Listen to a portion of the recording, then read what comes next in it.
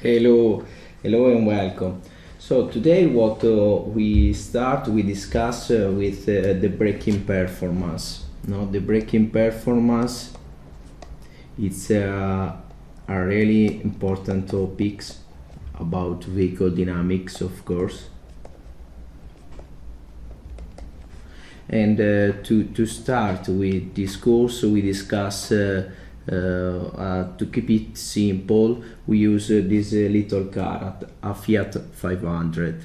This car will have a really low speed, so the first model will be without aerodynamic forces applied on the car, but we will see in the future how to adjust the dynamic motion equation to see how the car behave under the aerodynamic forces applied.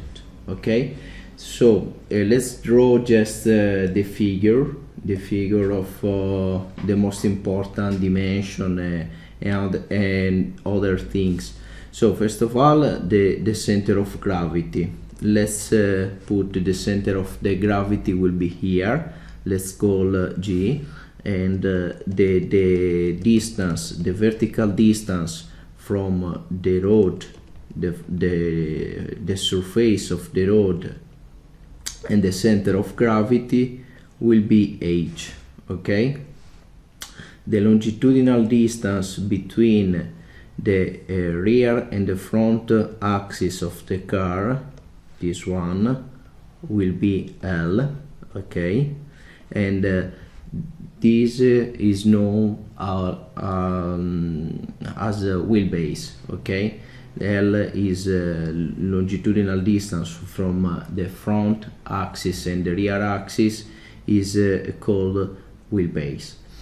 The longitudinal distance between the rear axis and the center of gravity of the car will be A2, and the longitudinal distance between the front axis of the car and the center of gravity will be A1. Okay, so of course we would like to study only the braking performance of this simple car. So to keep it simple, we start with our model just with the most important forces applied on this car. And what we have, of course, we have gravity. So we have the center of gravity here, and we have this gravity force, mg. M will be the total mass of the car, and g will be the gravity acceleration. Okay, so the earth acceleration. And of course we have the reaction forces applied on the rear and on the front axis of the car. This force will be Z2 on the rear axis and Z1 on the front axis of the car. This will be the forces that the road applied on the car on the vertical direction due to the gravity, of course, of the car. And let's assume that this car is moving on this direction with this speed u. Okay, and we know that the car is braking. So of course we assume, to keep everything simple, the direction of the force will be on this side, on the left of this figure. Let's call x2 and x1. So we have now we will try to write the equilibrium equation of this car during the braking, and we will see what we can obtain from this equation.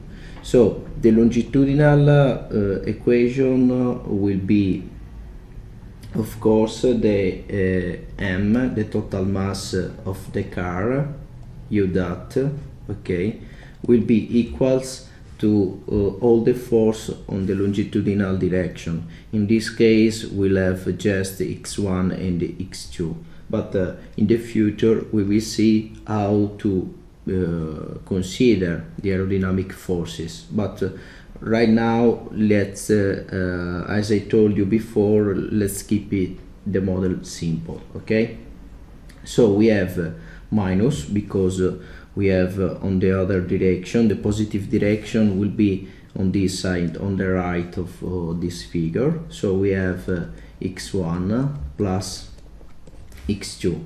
This is our first equation. The second one will be on the vertical axis, of course, and what we know is the driver of this car will be applying a constant force to the brake pedal. This means that the car is not pitching without pitch oscillation, so is not rotating on his perpendicular axis of this figure, but it's moving just on the longitudinal axis. So this means that we have 0 or equals or to all the vertical forces applied on the car. In this case we have just z1 plus z2 minus mg, of course. Okay, and the last one will be rotation.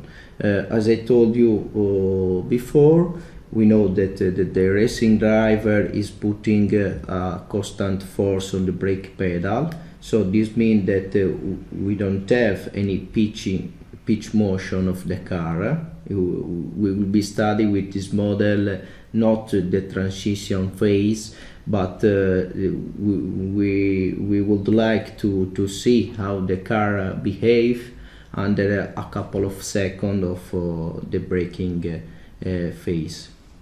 So we have 0 will be equal to all the moment. We must assume that we consider all the equilibrium around the G, okay, the center of gravity of this car. So what we have is x1 plus x2 h, okay, minus z1 a1, of course, because we have this one positive, this one positive. Okay, perfect. And finally we have plus z2 a2. Of course I consider that the positive applied moment will be on this direction, of course. So we have x2 x1 positive, z2 positive, and only z1 will be negative. Okay, so what we can see from this equation will be really interesting.